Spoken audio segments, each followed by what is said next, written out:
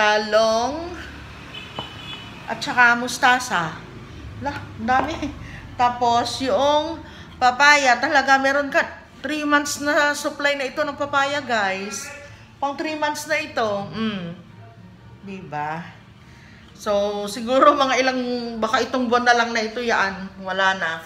Kasi paubos na yung ano yung bunga ng papaya. Alam niyo ba kagabi? Ang nangyari sa amin. Kagabi, guys, natakot yung mga mga batuta. Ito yung ulam namin. Ano na yan? Bangos. Papa, na ano na itong kwan? Nahugasan na? Hinugasan mo na? Hugasan ko ulit. Yo.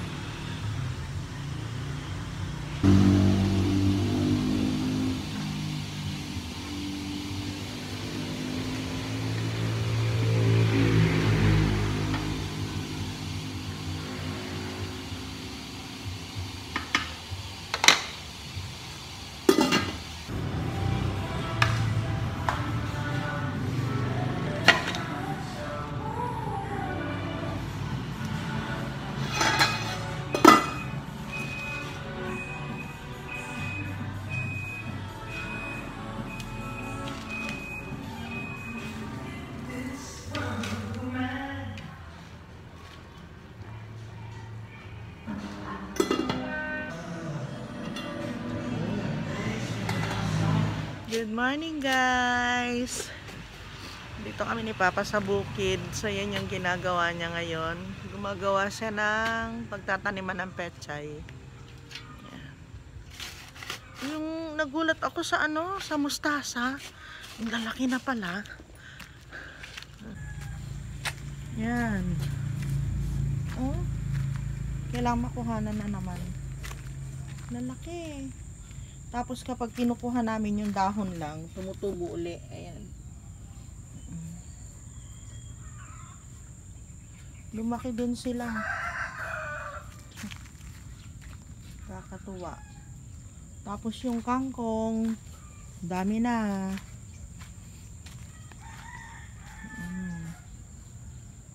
Kumapal na yung kangkong.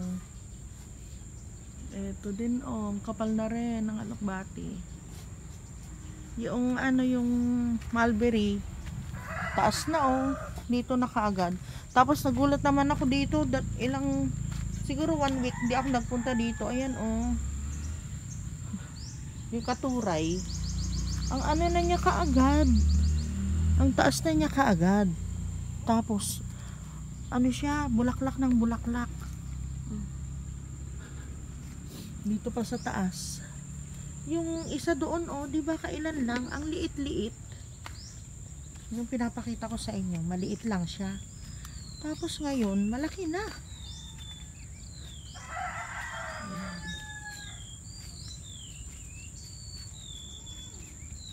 Oh, yan. Ito yung kinukuhanan ko ng ano ng bunga. Ay, ng bulaklak. Ang taas na niya kaagad. Tapos itong kardis din, ang taas din. Ayan, lumalaban pa yung okra. Oh. Lumalaban siya. Ito pa. Alam niyang gusto kong ulam ngayon. Yung ano, yung dito ka, huwag kang papasok diyan. Nako. Ako pumasok na doon. Tinali pala ni Papa. Aray ko. Meron siyang malalaking langgam. To. Okra, nanlalaban. Meron pa siyang mga may bungang panibago. Tsaka bulaklak. Totoo nga. Mamumulaklak akala namin. Hindi na siya mamumunga uli. Ayan namunga ulit. Kala mo mamamatay na siya pero hindi. Meron pa rin siyang bunga. Ito yung mula nung natanggal dito yung okra na malalaki. Ito, itong mga ito. Nabuhay na siya. Rambutan ito guys. Rambutan. Diba? Tapos yung malunggay gumanda na.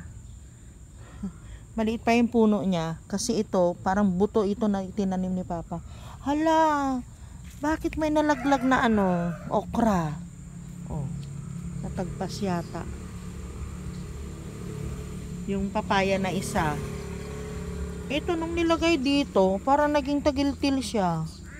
Itong pero yung nandun pa rin sa timba, ang ganda, ang dami niyang bunga. Itong kalamansi.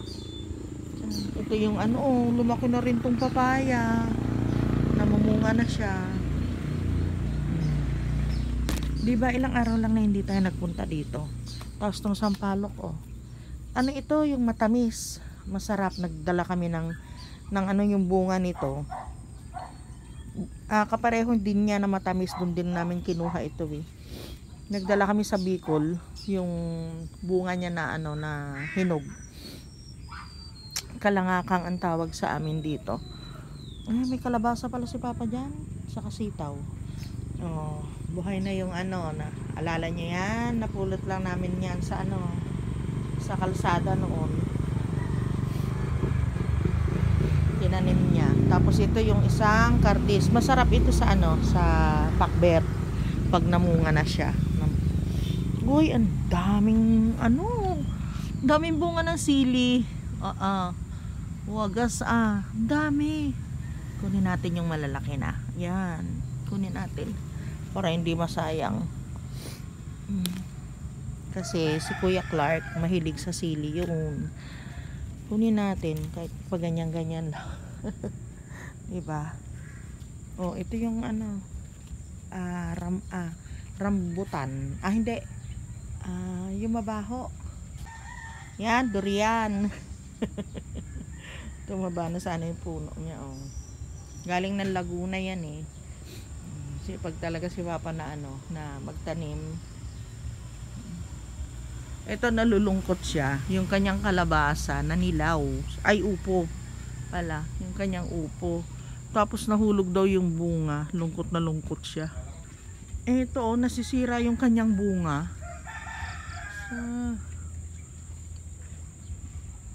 Sayang naman. Tapos yung pipino, wala na. Binunot na yata niya. Ito yata yung pipino. Namamatay na. Para hindi na yan makakapagbigay ng bunga.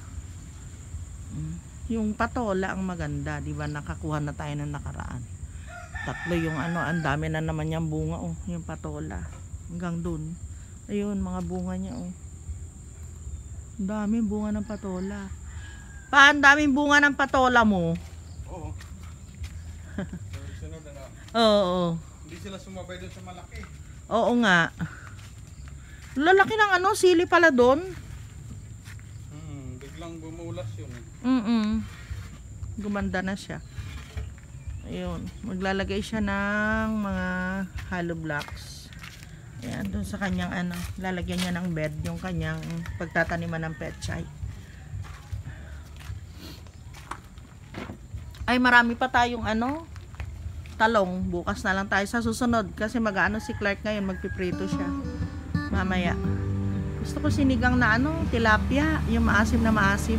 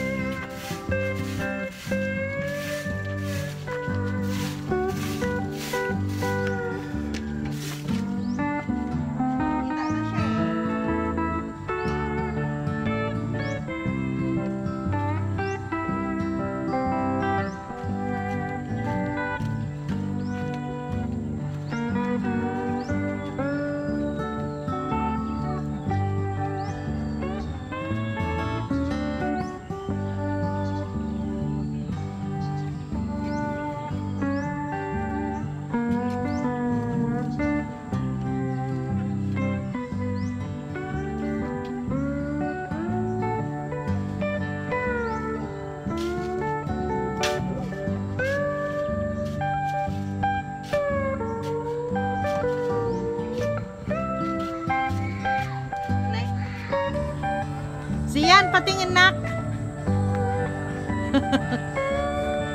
Oh, nakahuli na siya.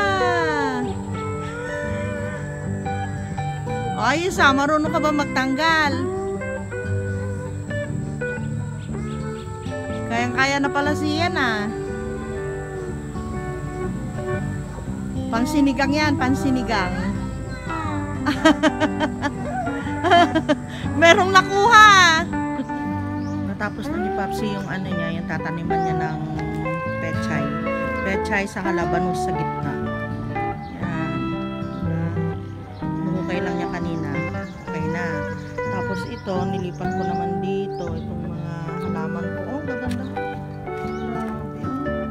Gaganda nila. Ay, naano siya? Natanggal yung tali. Dito siya nakatali. Aray ko. Oh. Kalian mo. Tanggal yung tali niya. Yan sa baba natanggal na eh. Oo nga. Aray ko. Yan, Manipis siguro, na kasi. Manipis. Oo. Ne? Oh, sige. Hawakan mo. Wala na. Kukuha ko. So ayan, dito ko na muna sila nilagay itong iba kasi masyado na silang ano. Ganda oh, isang puno lang yan. Nalimutan ko na, Dabawenya, basta yung basta nalimutan nakalimutan ko na yung mga pangalan nila. Nawala na kasi mga ID nila eh. Yan. Ito. Ito din. Rare din ito guys. Tinan nyo yan. Oh. Bulaklak niya. Tapos nakapagpabuhay ako. Sofia, Indiana. Ayun. Nabuhay ko. Eto. Nagtusok din ako dito. Kalain mo nabuhay siya. Tapos namumulaklak na siya ngayon. Lahat sila. Tapos ito tinan mo. First time na ganito siya nangyari. Na yung bulaklak niya sobrang dami. Kasi ginawa ko, tinanggalan ko siya ng mga dahon. Ngayon, ang pumalit, puro bulaklak. Ayan. Pinaglilipat ko na yung iba. Tapos yung mga hindi naman rare, nilagay ko doon sa gilid na yun. Kasi dito nag-aanuhan sila eh. Nagkukumpulan na. Ito rare din ito. Nalimutan ko na kung ano ba ito. Oh. Nakahuli pa ako. Ito yung palayain natin. Yan. Tapos ito, first time din na namulaklak niya ng ganyan, sobrang dami. Grabe. Opo. Ito yung ano, polkiala. Hindi ko katakalain ng polkiala. Puti lang pala na ganyan. Tapos pahaba yung bulaklak niya. Hindi kagaya nito na pabilog. Ito talaga pahaba siya. Yan. Ito namulaklak uli. Bulaklak sila ng bulaklak. Tapos yung papaya, wala nang pahinugin. Maghihintay na lang. Ito yung galing kay Tita Shirley. Malaki na oh. Ayan, hindi na namin inano ni Papsi. Ginraf. Ito, namulaklak na rin siya ngayon. Noon, namulaklak na siya nung ando sa kalsada. Pero mas marami na naman siyang bulaklak ngayon. Marami pang pasibol oh. Siguro panahon ng ano ngayon, pamumulaklak nila. Ayan. Oh. Diba ang kaganda? Tapos ito yung ginraf din ni Papsi. Ayan. Ito na siya ngayon. Yung dalawang klase yan, 21 kg well ito na ano na dilaw. Ito na siya oh, namulaklak na. Tapos ito naman yung sa taas. Yan. Ang ganda na ano guys. Kaya nakakatuwa. Tapos yung mustasa, nanguha na nga pala ako. Nagbilin si tita. Kumuha daw ako ng yan, bulaklak ng mustasa. Kasi nagustuhan niya. Tinuruan namin kung paano kainin. So ito na guys, ganyan na ngayon siya. Yun. Kaya pagpasok mo talaga parang paraiso. Alam niyo may nagpunta dito. Lagi nilang sinasabi, ang ganda ng ginawa niyo dito. Parang paraiso na dito sa inyo. Kasi ganyan, mabulaklak siya. Panahon ng pamumulaklak nila ngayon. So ganyan guys, ganda ano. Tapos plano namin itong ililipat namin ito. Or babawasan na lang. Bawasan na lang siguro yun, tanggalin yung baging niya. So ayun guys. Yun lang. Pagdating namin sa kanila kami kukuha ng talong. Kasi pupunta kami ngayon kila Tita Shirley. Guys, Rosario na kami.